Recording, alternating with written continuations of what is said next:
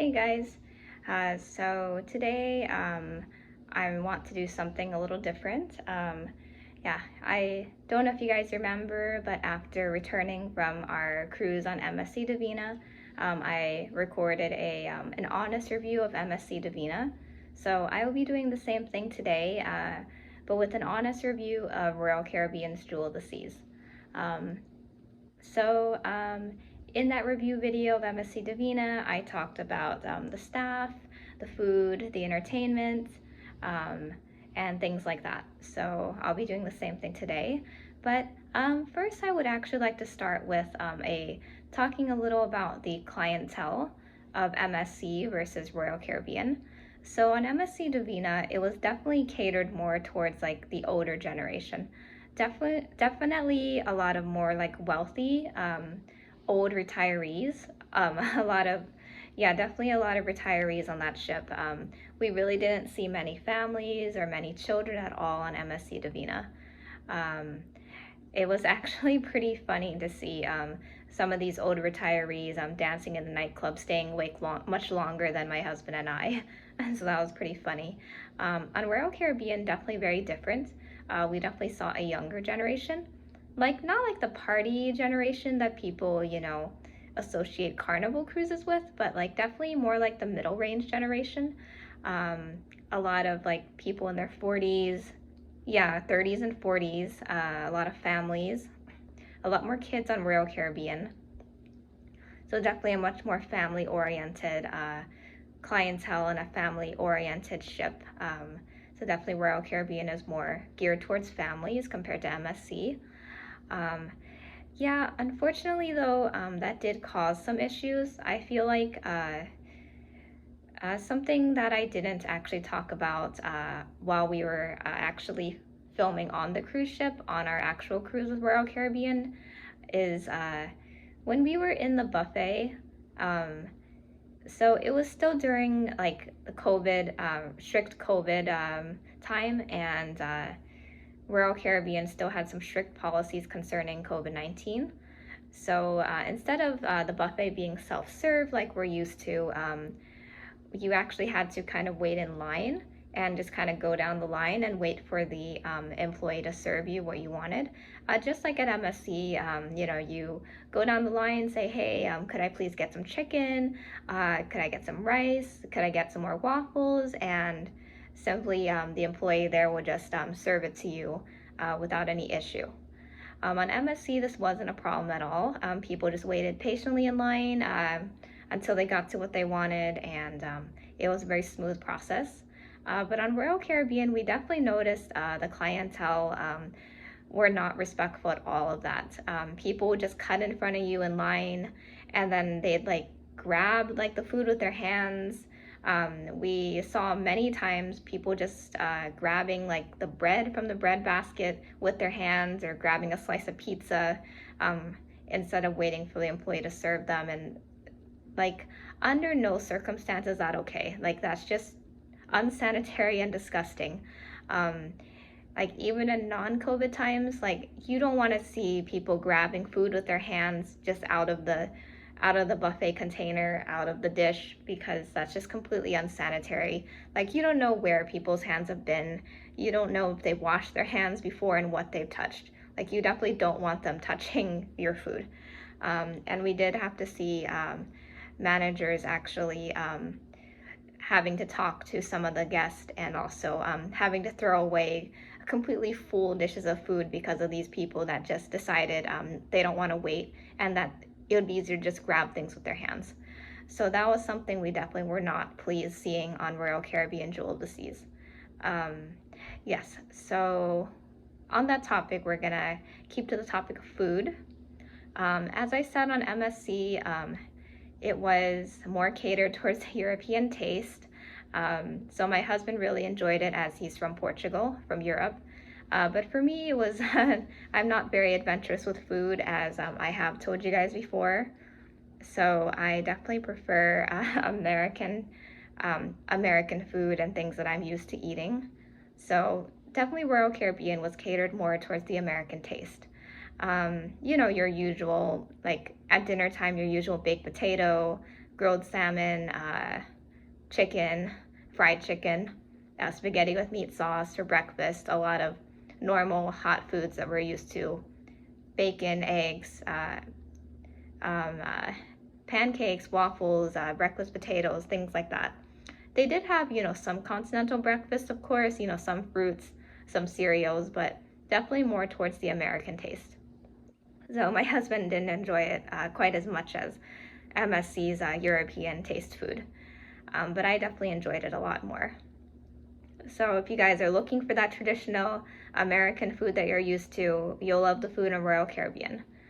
All right, and with that, we are now going to go to talking about the quality of service that we got on Royal Caribbean.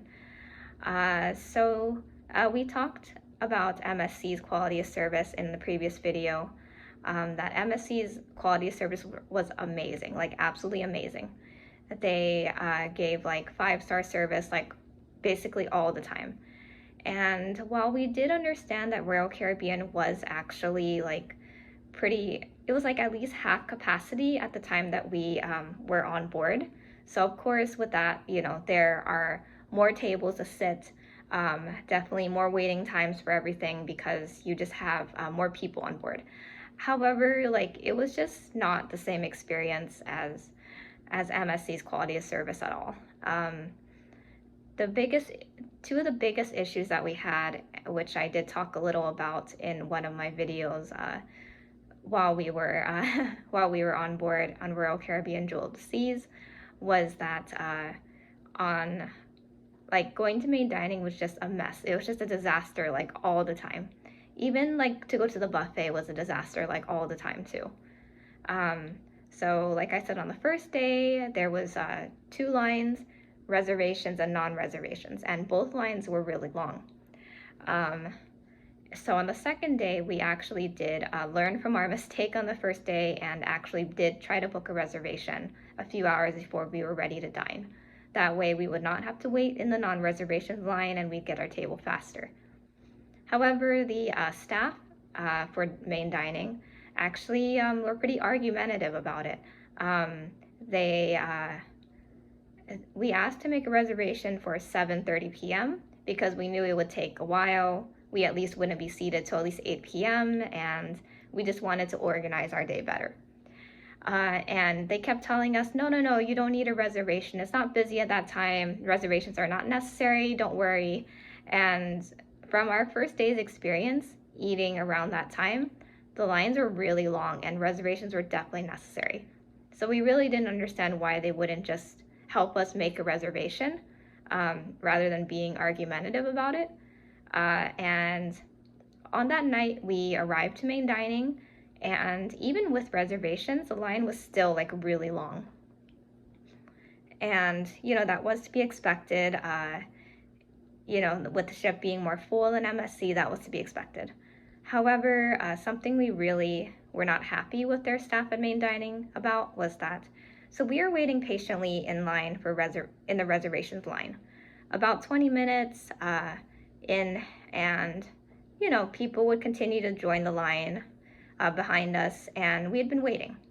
We'd been waiting patiently without any complaints, and then a couple joins the back of the line, and for some reason the staff at main dining just take the people from the back of the line first rather than taking those of us that have been waiting already 20 minutes almost to the front of the line. And that just didn't make any sense to us because you should always go like in order. Like it's not fair to give a table to people that have been waiting literally for 1 minute versus people that have been waiting at least for 20 minutes already. So that we were really not pleased about, and that actually did make us not go back to main dining for the rest of the cruise. We actually did use the buffet on the rest of the days 3, 4, and 5. We did not go into main dining at all because of this poor quality of service. Our stateroom attendants were nice. We had no issues with them. The stateroom attendants are always very happy. It seems they're always happy on every cruise. So we loved our stateroom attendants. So let's talk about entertainment. As I said, As I said in my videos, entertainment on Royal Caribbean is everything. The Broadway style musicals were amazing. You can tell they put so much effort and so much money into these shows. I had actually seen The Lion King on Broadway in New York City once, and I really loved it.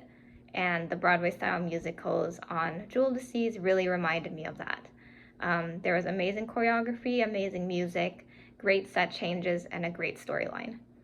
I definitely would go back to Royal Caribbean literally just for the entertainment, just for the theater shows. Even though we didn't see the Broadway musicals every single day of our cruise, the Magician and the Acrobatics show were also great. So entertainment is definitely top notch on Royal Caribbean. So yeah, I think that about covers it. Oh no, also the app. I did say that on MSC. MSC didn't have an app. They gave us like a paper schedule of everything every day, which was kind of cool, but very inconvenient on MSC because if you lost the paper, you had to like get another one. And also, it's kind of annoying to take that paper with you everywhere. You had to just like take a picture of it or something. But on Royal Caribbean, they actually have an app. And the app allows you to book shore excursions. You can also check the day's activities. So you can see the whole activity schedule for like your entire cruise. Also the main dining menus. So everything is just there in the app like for you. So it's very, very convenient. Maybe on MSC, on the newer ones, they have an app now. But definitely on like MSC Divina, which is one of their older ships, they did not have an app. So I did really enjoy the convenience and organization of Royal Caribbean's app. All right, and with that, I think that covers everything. So thank you guys. I hope this review has helped you. And I hope that you found at least some of this useful. So see you guys next time. Bye.